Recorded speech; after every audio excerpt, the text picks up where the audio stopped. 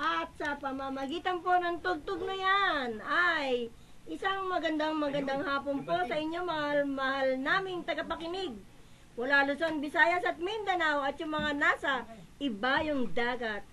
Sumasayang papawid na naman po ang Boses ng Pinoy, OFW at iba pa. Isang oras sa pag-uulat at talakayan tuwing Sabado, 1:00 hanggang 2:00 ng hapon. Dito po sa istasyong pinakikinggan at inaabangan ng lahat, ang DWAD 1098 kHz. Membro po kami ng KBP, kapisanan ng mga broadcasters ng Pilipinas. Ito po ang inyong lingkod. Remy Jacobo, nagpupugay at bumabati sa inyong lahat ng maligayang pakikinig. Marami po kaming bagong balita, impormasyon para sa inyong kaalaman, mula sa ibayong dagat at current issues dito po sa ating bansa. Bukas po ang aming programa sa mga suhestyon, opinyon, reaksyon at komento, panawagan o anumang concern. Amin po kayong tutugunan. Nakalaan po kami makinig dahil ang aming serbisyo publiko ay walang patid. Tumawag lang po sa telepono bilang 531-6774, 531-2660 at sa cellphone number po 0916-2850-559. At bago po tayo magpatuloy, pakinggan muna natin ang pagkaing pangkaluluwa. Ito po ang Salmo 91. Ang sabi ng Diyos, aking ililigtas ang tapat sa akin, at iingatan ko ang sino man taong ako'y kikilanlin. Pag sila'y tumawag, lagi handa ko na sila'y pakinggan. Aking sasamahan at kung may hilahil ay sasaklolohan. Sila'y bibigyan ko ng mahabang buhay at nakatitiyak na ang tatamuhin nila'y kaligtasan. At ang ating pong panalangin, Panginoon, tunay nga po na kami ay inyong pagpalain. Ang lahat po ng aming gawain at layunin ay aming pinagtipon-tipon upang paglingkuran ang aming kapwa na nanaayon sa inyong kagustuhan. Ingatan niyo po kami at basbasan, lalo na po ang aming programa, Boses ng Pinoy OFW at iba pa. At ang lahat po ng mga bumubuo ng programang ito. Kaagapay po ang Kabalikat Mediacom. Pagpalain mo po kami at ang aming mga kasamahan dito ngayon. Ang station manager, si Cabert Ipurong, si Lollipop, si Rolly, nandito po ngayon. Ang ating mga guests, si Dante Hazareno, si Neil, si Lollipop, si Reggie. Yan. Nagpapasalamat, nagpupuri at humihiling ng banal ng iyong awa. Amen. At sa ating pagpapatuloy po ay pakikilala muna natin mga kasama natin dito ngayon. Unahin po natin si Lollipop. Sorry. Okay, ayan, grabe, saya-saya. Daming gwapo ngayon dito sa station. Ayan, magandang Sabado po ng hapon. Grabe, dyan na naman po kayo at aaliwin na namin kayo sa Bayani OFW. Sino man kayo, ano man ang ginagawa nyo sa araw na ito, tutok lang po, grabe! Power! Yes, ayan. power. Ang susunod pong magpapakilala si Jerry sa Vita Plus po. Yes, Reggie pala. Reggie. Magandang Reggie, araw po sorry. sa lahat ng nakikinig sa Gumagwapo si DWAD. Reggie. So, abangan nyo po kung ano po yung topic na pag-uusapan namin regarding po sa First Vita Plus, Power po. Ginigreet ko lang happy birthday kay Myra Porda. Okay, so salamat Yan, happy birthday. Sunod si Rolly. Binabati ko po pala yung mga kamag-anak ko sa Karangalan. At si Rick na taga RCB sa Ayala. Yan, si Kadante muna. Papa Dante. Ayun, magandang hapon lalo sa ating Gumagwapo rin, ha? panantin nating makinig sa DWAD. Binabati ko rin po ang aking pamilya dyan sa Fairview, Quezon City. Pati na rin po si Ate Myra, happy birthday! At ang mga kaibigan po natin dyan sa Cavite at Laguna. Hoy, Masaya ka, Power! Papa Dante. happy Power. birthday.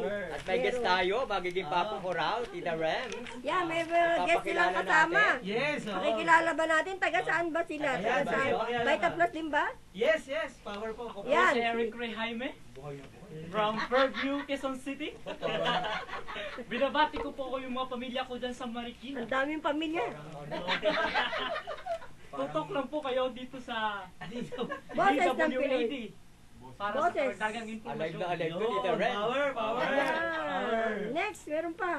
Gandang hapon din po si Edgar Espinosa po. Kung, Parang ng nakatek first ito ng Vita Kuyabano. Plus, kung nangailangan kayo ng massage therapist po ako.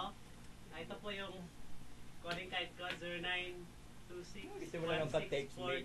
767. Yan, yung At binabati ko magpapa... rin po yung aming kasamaan sa trabaho na si Myra. Happy birthday po at God bless. Next, sino pa? Next yung babae. Meron pa ba? Ganda. Ay, Ayan. Ganda-ganda pa naman ng ipin. Okay, dali, bati na. Wala Okay, na? yes. At babati ko muna, Tita Covered, Ren, ang ating covered. mga taga sa Kabilyon family. Ayan, si Jack at si Padol, especially si Mac Kennedy. At ang kanyang lolo, si Sofia Plihota ng Antipolo Rizal. Ayan. Yan, babati pa si Kabert, yung ating chief reporter. Mm. Magandang hapon po, medyo nantala lang dahil nasa labas ako, may nasyato. So, Oo. get waiting for our Mas Muslim. mamaya, wala na kayong bati. Samantalahin nyo na. May guwapo tayo dumating. Take it Ayan. yan para sa Para kay akin. Lollipop. Yes po, dinala po rito yan para... Oh, dali, mga balita na tayo. Oh. Okay, start the ball rolling. Yan, Go. may mga balita tayo dito. 170 babae, biktima ng mass rape sa Congo. Panibagong mass rape ang sinagawa ng mga militante sa Democratic Republic of Congo. Dito umaabot sa 170 ang biktima ng panggagasa na naganap sa mga barangay ng Nakete at Abala. Tinangay umano ng mga militante ang gamot sa health centers, hayop ng mga magsasaka, cellphones, motorsiklo at iba pang gamit at bago mga ito umalis ay ginahasa ang mga babae.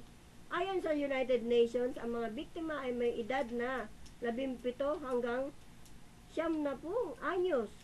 Inihayag ng grupong Doctors Without Borders na higit 100 babae ang kanilang ginagamot dahil ginahasa, inabuso at na-trauma sa sinapit. Inahayag ng tagapagsalita ni UN Secretary General Ban Ki-moon na si Martin Nasirke na marami silang natanggap na report ukol sa kaso ng mga mass rape sa Congo na nakakababahala sa kanila. Nagpadala ng mga grupong nag-imbestiga sa nasabing insidente ang UN mission sa Congo. Ayan. Uy, kawawa naman mga Correct. Congo. Di ba yung mga sa Africa yan? Sa Africa yan. Oh, di ba? Ngayon lang siguro nakakita ng mga babae yan, kaya lahat Oo, halos totoo yun. minahasa. Totoo yun. Siguro pag Pati pumunta 90 ako years doon, old. ako! Pati ikaw makakasama doon.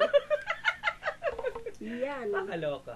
Yan. Meron pa tayong isang balita. Isang OFW iniligtas ang kanyang alagang bata sa pagkakasagasa sa bus. Yun. Tatanggap ng death insurance na nagkakahalaga ng 200,000 ang isang Pinoy worker na nagtrabaho at nasawi sa Hong Kong. Makaraang iligtas nito ang alagang bata mula sa isang rumaragasang bus ayon sa Overseas Workers Welfare Administration.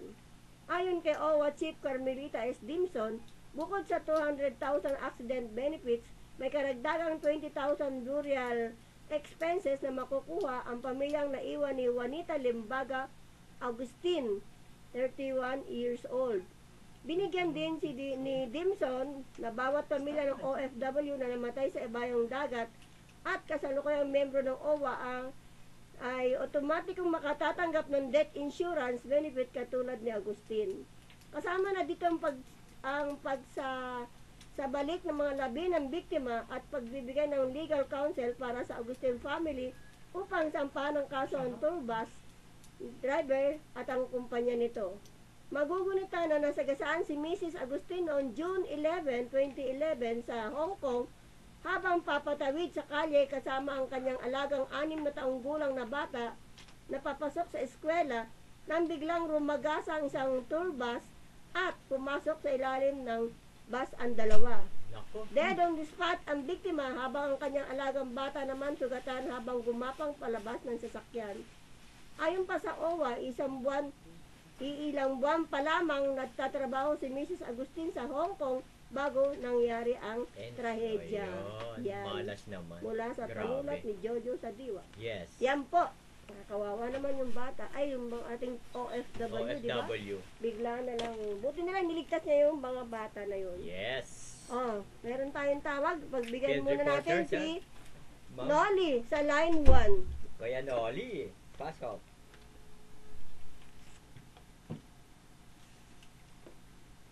Oh, pasok, Noli. Asan ka na? Yan. Bongga. Wala pa? Naku, nawala. Ah, mamaya na, nawala. Mamaya. Ay, Oh, ayan na. pala, ayan na.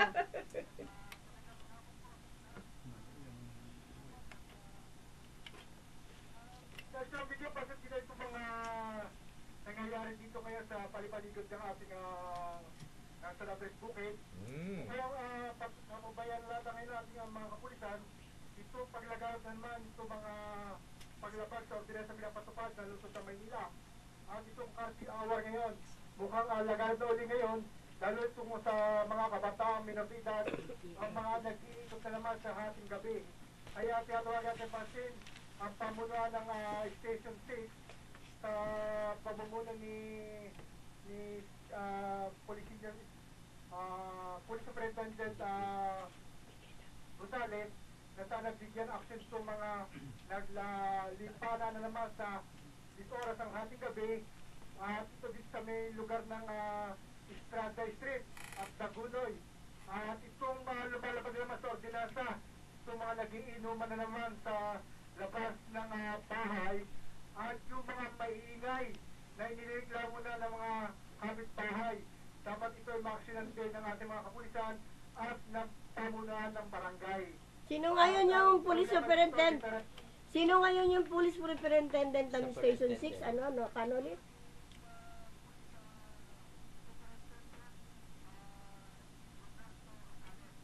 Roberto Rosales. Ah, ganun ba? Sino dyan ang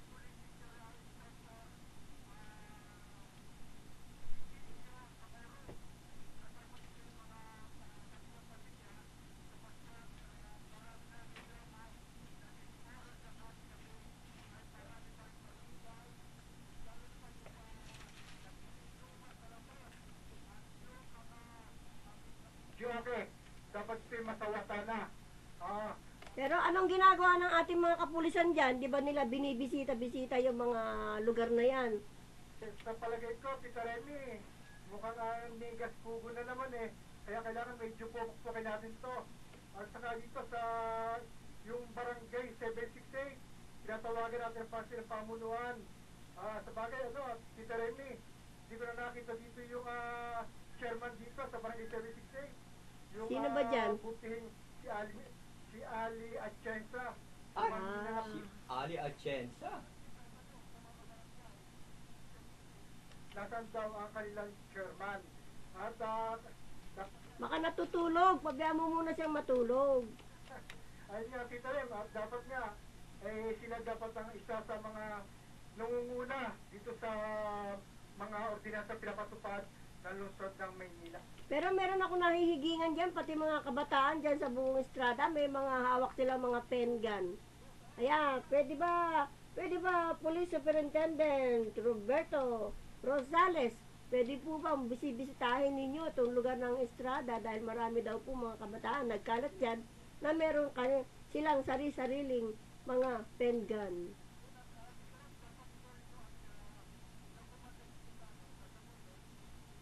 Ay, isalang mo nga si Noli para maano natin na ma-interview natin si Police Inspector Tacorong. Sa pagkakataon, narapas sila ko sa presinto at mahingi naman natin yung kanyang panig. Yes, oo.